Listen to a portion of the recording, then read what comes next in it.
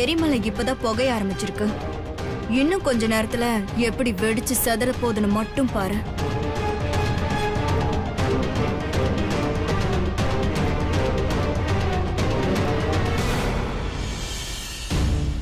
அம்மா சாரிம்மா,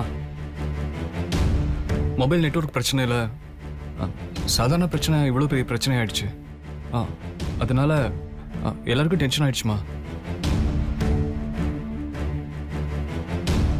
அண்ணி என்ன அண்ணி, ரிஷி மாமா ஸ்கூல் பசங்க வீட்டுக்கு லேட்டா வந்ததுக்கு காரணம் சொல்ற மாதிரி காரணம் சொல்லிட்டு இருக்காரு. ரிஷி எப்பவுமே ஸ்கூல் பையன்தான். எல்லா பிரச்சனையுமே அவனுக்கு சாதாரணமா தான் தெரியும்.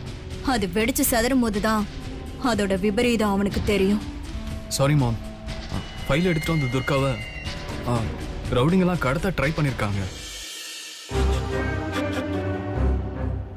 அவங்க கிட்ட இருந்து தப்பிச்சு அவ காட்டுக்குள்ள போய் மாட்டிக்கிட்டா. அப்புறம் நான் போய் காப்பாத்தி கூட்டு வரும்போது 2 பேரும் திடீர்னு புலிகிட்ட மாட்டிக்கிட்டோம். அப்புறம் புலிகிட்ட இருந்து தப்பிக்கும் போது 2 பேரும் குடியில விழுந்துட்டோம். அங்க அப்புறம் சுத்தமா போன் டவரும் கிடைக்கல. அதனால உங்க எல்லாரையும் காண்டாக்ட் பண்ண எங்களுக்கு எந்த வழியுமே இல்லை. அப்புறம் ஒரு வழியா காலையில நம்ம ருத்ரையும் பாலாஜியும் வந்து எங்களை காப்பாத்திட்டாங்கம்மா. துர்காவை நான் காப்பாத்தினேங்கிறத விட துர்கா என்ன காப்பாத்தினாங்கிறது தான் உண்மை.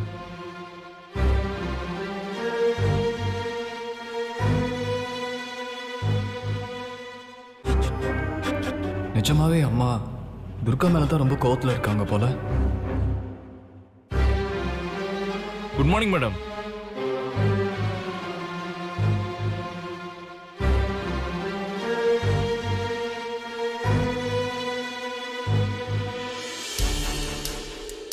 ரிஷி சாரும் கூட போன வேலைக்கார பொண்ணும் சேஃபா திரும்பி வந்துட்டாங்கன்னு சொன்னாங்க.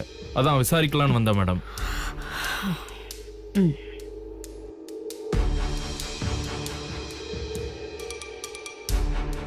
மேடம், இதில் நிறைய அக்யூஸ்ட் போட்டோஸ் இருக்கு. இதுல யார் உங்களை கடத்த முயற்சி பண்ணாங்கன்னு சொன்னீங்கன்னாக்கா அவங்க மேல சட்டப்படி ஆக்ஷன் எடுத்துடலாம். ஐயோ, இவ மட்டும் கடத்த முயற்சி பண்ண ஆளை அடையாளம் காட்டிட்டா சிவகுமாரோட சேர்ந்து நான் உள்ள மாட்டுவேன். இதை உடனே தடுத்தாகணும். இன்ஸ்பெக்டர்,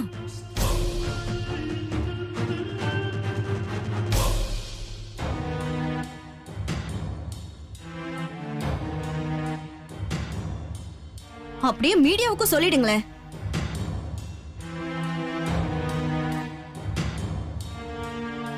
சித்ரா தேவி பையனும் அவங்க வீட்ல உள்ள வேலைக்கார பொண்ணும் ஒரு நைட் ஃபுல்லா காட்டுக்குள்ள இருந்தாங்கன்னு தப்பு தப்பா எழுதட்டும்.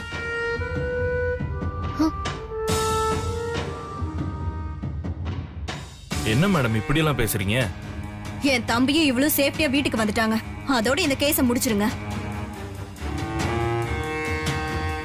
ஏன்னா இவங்க வெளியில போன விஷயம் வேற யாருக்கும் தெரியாது. தப்பி தவறி இந்த விஷயம் எங்க பிசினஸ் எதிரிகளுக்கு தெரிஞ்சா அவங்க ஊரு ஃபுல்லா பரப்பிடுவாங்க.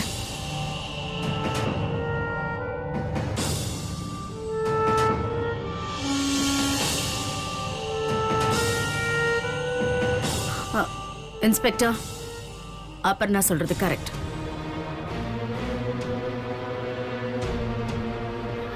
இந்த விஷயத்தை இதோட விட்டுடுங்க. ருத்ரையா ஸ்டேஷன்ல வந்து உங்களை பாப்பாரு. சார், நீங்க ஸ்டேஷனுக்கு போக, நான் வந்து பாக்குறேன். சரிங்க சார். Thank you madam.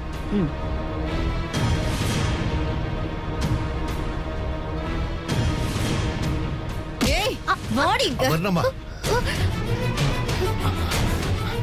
எச்சி தட்டு கழுவுற நீ.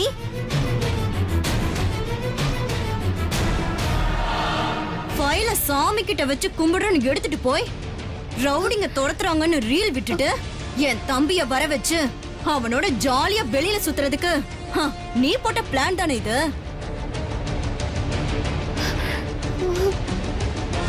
நடிக்காதடி,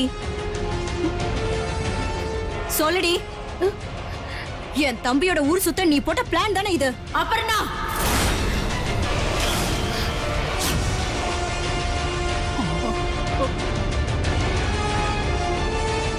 இன்னொரு வார்த்தை தப்பா பேசின நான் கருத்துருவேன்.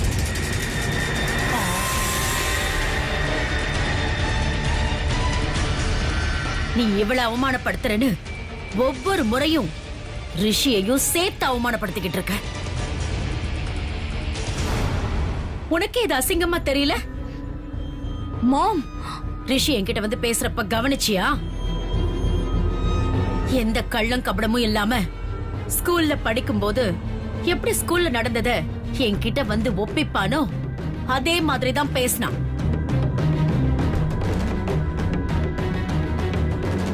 அவன் பேச்சுல பொய்யோ சூதோ எதுவுமே இல்ல. ஆனா நீ மாட்டிக்கிட்டான். தப்பான எண்ணத்தோட பாக்குற. இனி தேவையில்லாம ஒரு வார்த்தை பேசுன நடக்கிறதே வேற. முதல்ல இங்க இருந்து போ.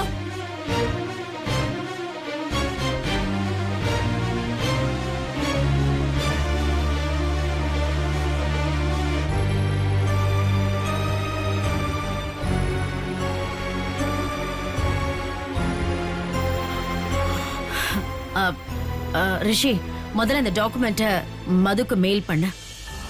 சரிம்மா.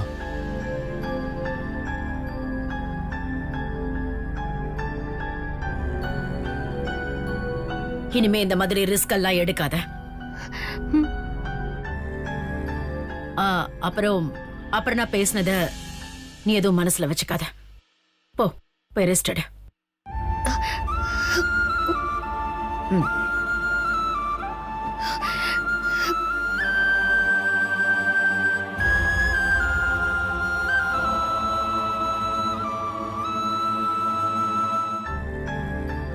சுனாமியா சீருவாங்கன்னு பார்த்தா அமைதியா ஆறுதல் சொல்லிட்டு போறாங்க. சித்ரா தேவி அம்மாவை புரிஞ்சிக்கவே முடியலையே.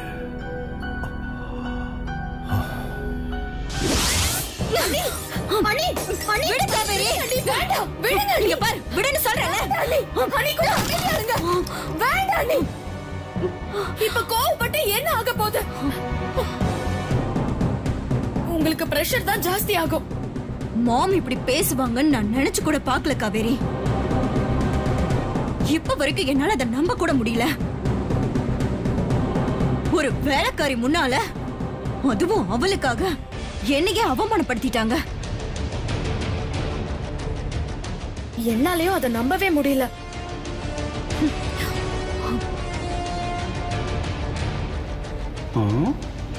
என்ன ஆச்சு அத்தைக்கு? ஏய், எடாத. இந்தாங்க.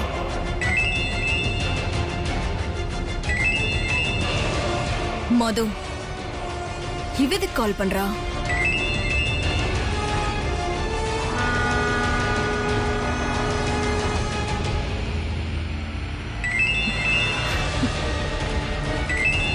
அவளே தான் கூப்பிடுறா. அண்ணி, கால் அட்டன் பண்ணி பேசிருங்க. இல்லனா நான் ஸ்டாப்பா பண்ணிட்டே இருப்பா.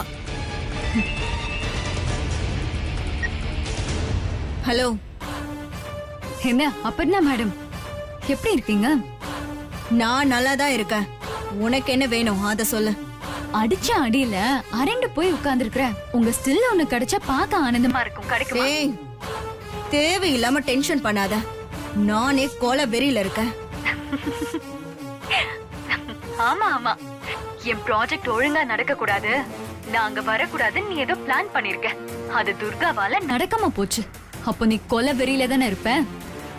இதுக்கு காரணம் நீயா தான் இருப்பேன்னு எனக்கு நல்லா தெரியும். இதெல்லாம் சொல்லி உன்கிட்ட சீப்பா ஜெயிக்க மாட்டேன். கெத்தா சொல்லி வச்சு அடிக்கிறேன்டி. இன்னும் 1 வீக் தான் வந்துருவேன். பொட்டி படிக்கலாம் கட்டிட்டு ரெடியா இரு. ஏய், யார் வீட்ல இருந்து யார விரட்டுறது? அதெல்லாம் நடக்கவே நடக்காது. நடக்கவும் விட மாட்டேன். ஏய், இங்க பார். நீ இன்னும் எந்த நம்பிக்கையில என்கிட்ட சவால் விட்டுட்டு இருக்கன்னு எனக்கு தெரியல. என்ன உன் வீட்டு வேலைக்காரி நினைச்சியா? நான் மதுமிதா, ஞாபகம் வச்சுக்கோ. போட்டியில தோத்தவங்க ஜெயிச்சவங்க சொல்றது கேட்டு மதிக்கணும். நானா பார்த்து உனக்கு போனா போதுன்னு அங்க தங்க இடம் கொடுத்தாதான் நீ தங்கணும். புரியுதா? அது கூட என் கையில இல்ல. எனக்கு எதுவா இருந்தாலும் துர்கா தான் டிசைட் பண்ணுவா. வேணா அவகிட்ட பேசி பாரு. மது, நீ ஆழம் தெரியாம காலை விடுற. அப்புறம் மாட்டிக்கிட்டு தவிக்காத. ஏய், நிப்பாட்டு. ஆழம் தெரியாம காலை விடுறதுக்கு நான் ஒண்ணும் முட்டாள் அப்பர்னா கிடையாது. இத முதல்ல நீ புரிஞ்சுக்கோ. அப்புறம் உன் உடம்ப பாத்துக்கோ. நீ வெறும் டம்மி பட்டாசுன்னு எனக்கு தெரிஞ்ச மாதிரி எல்லாருக்கும் தெரிஞ்சிட போகுது. உன் பிரஸ்டேஜ்க்கு பிரச்சனை வராம பாத்துக்கோ. அப்புறம் எப்ப பார்த்தாலும் ரிஷியும் துர்காவையும் சேர்த்து வச்சு பேசி உன் டைமை வேஸ்ட் பண்ணாத. அவங்கள பத்தி எனக்கு தெரியும். நீ வேற ஏதாச்சும் வேலையை பாரு. ஏய், என் கோவத்தை கிளறாத. ஏய், போதும் நிறுத்திடி. சும்மா சீரியல்ல வர வில்லி மாதிரி ஒன்னு கத்திக்கிட்டே இருக்க. முதல்ல அதை கொஞ்சம் குறைச்சுக்கோ. அப்புறம் ஒரு பர்சனல் அட்வைஸ், இந்த காவேரி மாதிரி டம்மி பீஸ் எல்லாம் வச்சுக்கிட்ட ஒன்னும் விளங்காது. நீ பேசாம வேற ஏதாவது புத்திசாலியை சேர்த்துக்கோயேன். ஏன்னா நீயே ஒரு டம்மி பீஸ், அவளும் ஒரு டம்மி பீஸ். அதனாலதான் உங்க பிளான்லாம் இப்படி புஸ்ன்னு போகுது. நான் சொன்னதை கேட்டா உனக்கு நல்லது, இல்லனா எனக்கு நல்லது. ஓகேடா ரவுடி செல்லம், பை.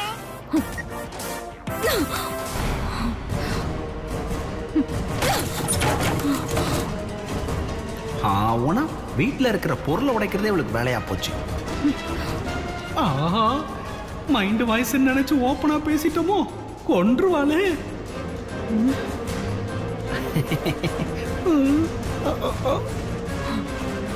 அந்த லண்டன்காரி பேச்சுல எவ்வளவு நக்கல் பாத்தியா? வாடி வா. இந்த வீட்டுக்கு நீ வரும்போது உன்னோட துர்கா இந்த வீட்ல இருக்க மாட்டா. அதுதான் நான் உனக்கு கொடுக்க போற ஃபர்ஸ்ட் கிஃப்ட். சவாலா விடுற? அண்ணி, இவ துர்காவை பத்தி அத்தை கிட்ட பேசி அவங்க மனச மாத்திருப்பாளோ? யார் பேச்சும் கேட்டு மாம் மனசு மாறி இருக்க வாய்ப்பில்ல காவேரி. நான் ரிஷிய சேர்த்து வச்சு பேசினதுனாலதான் கொஞ்சம் அதிகமா கோவப்பட்டுட்டாங்க. அதை ஈஸியா சரி பண்ணிக்கலாம் விடு.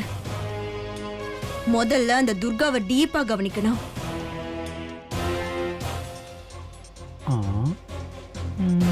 அண்ணே, ஆ? அப்பத்துல இருந்து என்ன யோசிச்சுக்கிட்டு இருக்க?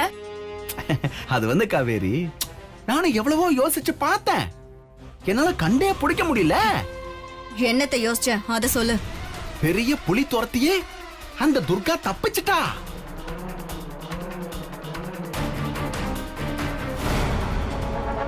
அப்படி இருக்கிறப்போ பெருச்சாலி மாதிரி இருக்கிற நீங்க ரெண்டு பேரும் எப்படி அவளை வீட்டை விட்டு துரத்த போறீங்க?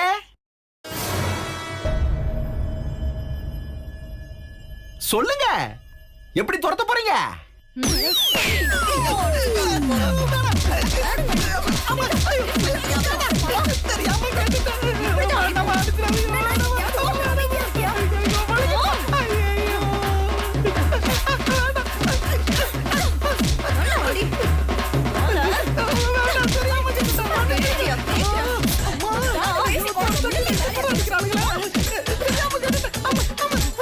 என்ன பண்ற பாரு இன்னைக்கு.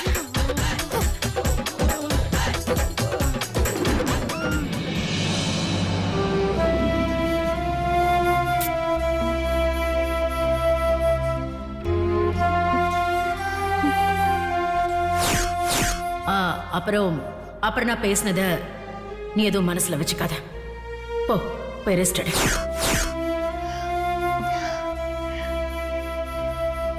உண்மையிலே சித்ரா தேவி அம்மா மாறிட்டாங்களா? நம்பவே முடியலையே. வீட்டை விட்டு துரத்திடுவாங்கன்னு நினைச்சேன். ஆனா என் மேல தப்பு இல்லைன்னு தெரிஞ்சு எனக்கு ஆறுதல் சொல்லி அனுப்புனது சந்தோஷமா இருந்துச்சு.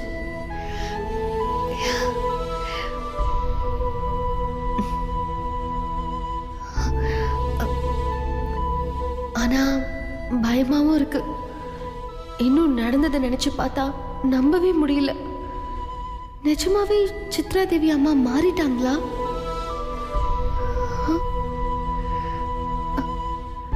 எனக்கு குழப்பமாவே இருக்கு.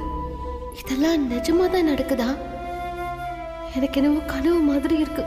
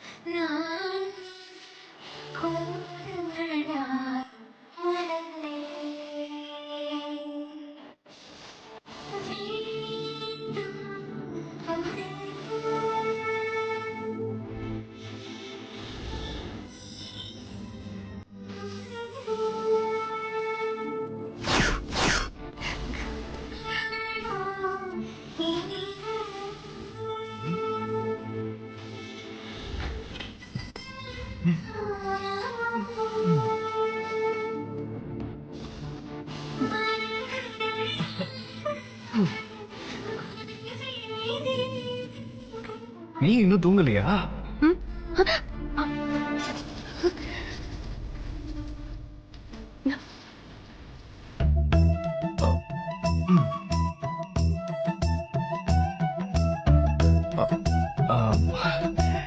ஒரு நாள் முழுக்க உன் கூடயே இருந்தனா அங்க படுத்தா எனக்கு தூக்கமே வரமாட்டேங்குது. நான் ஒண்ணு பண்றேன், உன் கூட இப்படி ஓரமா படுத்துக்கிட்டா? ஐயோ அதெல்லாம் முடியாது. முதல்ல இங்க இருந்து கிளம்புங்க. ப்ளீஸ் துர்கா. முடியவே முடியாது. முதல்ல இங்க இருந்து கிளம்புங்க, இல்லனா நான் வெளியே போயிடுவேன். உன அந்த புலிகிட்டே விட்டு வந்திருக்கணும். நான் பண்ணது தப்பு, எல்லாருக்கும் பாவம் பாக்குறேன். சரி இது பாரு, இப்ப அது உண்மையை சொல்லு, நான் இங்க இருந்து போயிடுறேன். என்ன உண்மையை சொல்றது? உன்னை தூங்க விடாம டிஸ்டர்ப் பண்ணது நம்ம 2 பேருக்கும் நடுவுல அந்த காட்டுல நடந்த அந்த ரொமான்ஸ் தானே? ரொமான்ஸா? அப்படிலாம் எதுவும் நடக்கலையே. நடந்ததானே என்ன டிஸ்டர்ப் பண்ணும். இது பாரு, அந்த ஒரே மாங்காவை 2 பேரும் கடிச்சு கடிச்சு சாப்பிட்டோமே, அதுக்கு பேர் தான் ரொமான்ஸ். ஐயோ முடியல, இங்க இருந்து கிளம்புங்க. சரி, அப்ப எதை பத்தி யோசிச்சுட்டு இருந்தா சொல்லு. அது நான் யோசிச்சுட்டு இருந்தது, மதுமா திரும்ப வந்ததும் அவங்கள எந்தெந்த கோயிலுக்கெல்லாம் கூட்டிட்டு போலான்னு யோசிச்சுட்டு இருந்தேன். நிஜமா? சத்தியமா. அப்போ காட்டுல நடந்த எந்த விஷயத்தையும் நீ யோசிக்கல? சத்தியமா யோசிக்கல. நம்புறேன். அப்படின்னா எனக்கு ஒரு சத்தியம் பண்ணி கொடு. அடுத்த 24 மணி நேரத்துல அந்த காட்டுல நமக்குள்ள நடந்த எந்த ரொமான்ஸ பத்தியும் நினைச்சு பார்க்க மாட்டேன்னு எனக்கு சத்தியம் பண்ணி கொடு. நமக்குள்ள எதுவும் நடக்கலன்னு சொல்றேன். நடக்காத ஒண்ணு எப்படி நினைச்சு பார்க்க முடியும்? ஒண்ணுக்கு 1000 தடவை சத்தியம் பண்றேன், காட்டுல நடந்த எந்த விஷயத்தையும் நான் நினைச்சு பார்க்க மாட்டேன். இது சத்தியம் சத்தியம் சத்தியம்.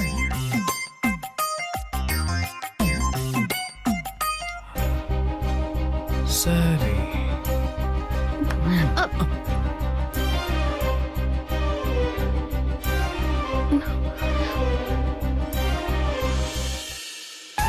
இங்க பாரு, சத்தியத்தை மீறின அப்புறம் நான் சொல்றதா நீ கேட்கணும். ஓகே? நடக்காதது எப்படி ரிஷி சார் நினைச்சு பார்க்க முடியும்? கண்டதையும் நினைக்காம போய் படுத்து தூங்குங்க.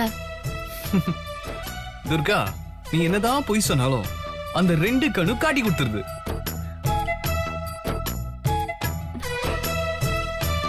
இப்ப நான் போறேன். நாளைக்கு நீ என்கிட்ட தோத்துட்டு நிக்கும் போது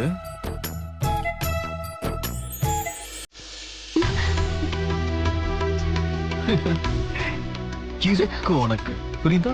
இப்ப நான் வரேன். பாய்.